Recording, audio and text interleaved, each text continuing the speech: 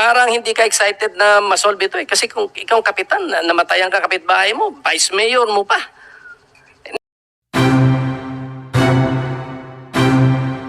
Pimentel. Abang kausap na natin si Barangay Captain Brian Freeman. Ano po yung barangay nyo, Kapitan? Barangay? Kay Centro 6 po, Your Honor. Centro 6 yan, ang Apari. Okay.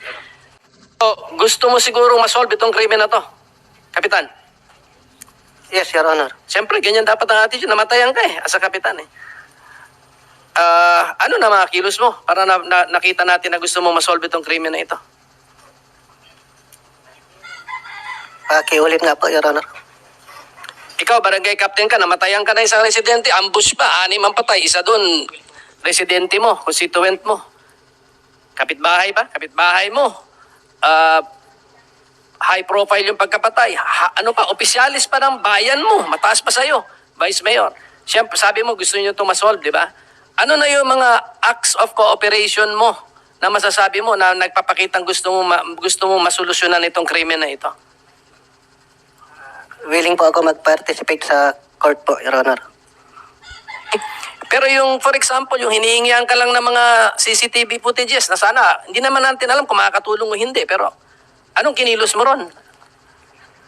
Yung napakasimpleng request na yon, nagpakita ka ba ng kooperasyon mo?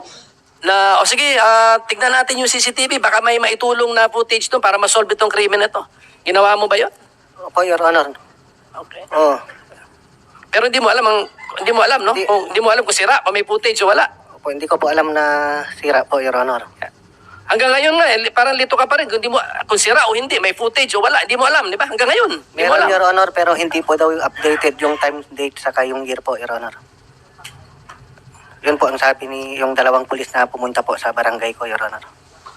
Oh, ibig sabihin lang, siguro ang pagkaintindi ko, Mr. Chairman, siguro yung footage, wala yung time stamp or date stamp doon. Hindi tama, pero Opo, Your Honor. so wala na kayong effort malaman kung kailan ito. Ito yung last week, ito yung last month, ito yung kahapon, ito yung ngayon. Wala na kayong effort na gano'n dahil lang sa walang time stamp or date stamp. Wala na, give up na. Ganun lang. Hindi na po, bumalik yung mga kapulisan po natin, Your Honor. Pumunta na po sa kabilang barangay. Nga, sila yun. Pero ikaw, akala ko gusto mo masolve tong krimen na to. Wala nang effort pagkatapos nun. Hindi naman na bumalik yung mga kapulisan. So nakadepende nga sa kagustuhan din nila masolve ito. So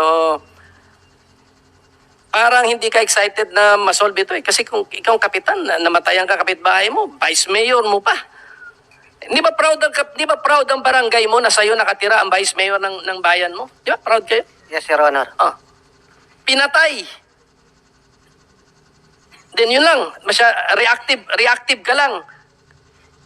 Humingi ang polis, hindi na bumalik ang polis, hindi ka na rin interesado na tulungan, masolusyonan ang krimen. Mr. Chairman, parang napaka-passive ng ating kapitan sa Centro 6 sa Apari, Cagayan. Kasi, yung I'm sure highest ranking, na niya yun eh, highest ranking local government official na nasa barangay niya. Price possession mo nga yun eh, price resident mo nga yun eh. Diba? Kung pinatay yun, di siyempre, exert all effort ka, patulungan yung pamilya, constituents mo. Well, anyway, nakita po natin the passivity of our barangay captain. Thank you po, Mr. Huwag na rin kalimutan mag-follow, like and share on this video